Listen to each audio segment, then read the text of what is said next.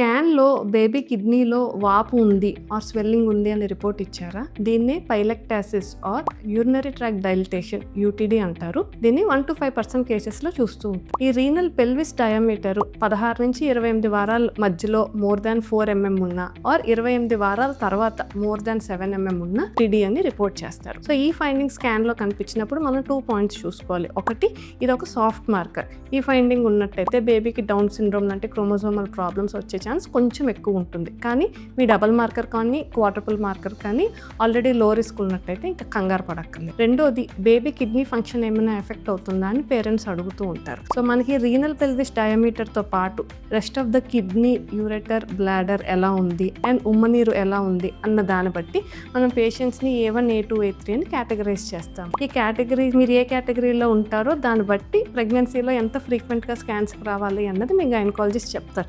But మనం ప్రెగ్నెన్సీలో majority చూసేది యూటీడీ A1 మైల్డ్ డైలటేషన్ కేసెస్ ఎక్కువ చూస్తూ ఉంటాం. సో ఈ యూటీడీ A1 యూజువల్లీ 90% డెలివరీ లోపు ఆర్ డెలివరీ అయిన ఫ్యూ డేస్లోకి ప్రాబ్లం అన్నది రిజాల్వ్ అవుతుంది. మేజర్ ఇష్యూస్ ఏమీ ఉండకపోవచ్చు. బట్ గుర్తుపెట్టుకోండి, baby taluka kidney structure and function పుట్టిన తర్వాత స్కాన్ అండ్ అదర్ టెస్టులు చేస్తేనే మనకు క్లియర్గా తెలుస్తుంది. సో మీ పీడియాట్రిషియన్ ఫాలోఅప్స్ మాత్రం మిస్ అవ్వద్దు.